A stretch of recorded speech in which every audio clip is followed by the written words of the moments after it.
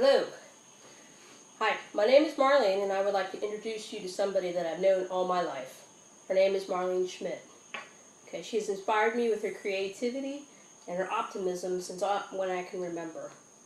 Marlene has very much been an example of what the words Walt Disney's quote was. If you could dream it, you could do it. Although she could be a little straightforward at times, I believe she has the best intentions whenever she wants to tackle anything new in her life. We are here to learn about Marlene's success and accomplishment as a successful carver. However, no carver starts out successful, so if you allow me to give a story about how her story has began. It all started a few years ago. Her and I were in a craft festival in Blue Ridge, Georgia, and for the first time we finally saw like some little creatures type things that were carved in this booth. Marlene went over and was totally oblivious, blindsided by what she had seen, and she began taking photos with her phone of all the little creatures or critters that she'd seen, like little men and little hillbillies and bears and what have you. But it wasn't just taking photos, she was moving them around into like groupings, taking them from other areas of the booth.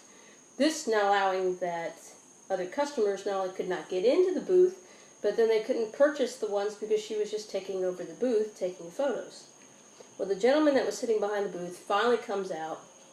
He puts his sandwich down, and he finally kind of stops chewing, and he looks sternly at us and says, "You know, any other vendor would have shot you by now." So we were like taken back by that. All we could do is apologize and apologize about what was happening. We did not know that there was etiquette involved in that. Well, the man stared at us for quite a while, and then he just couldn't do it anymore, and he began to laugh, you know. And that thus began the carving mentorship with that same gentleman. His name's Frank, who has taught Marlene everything that she knows about carving.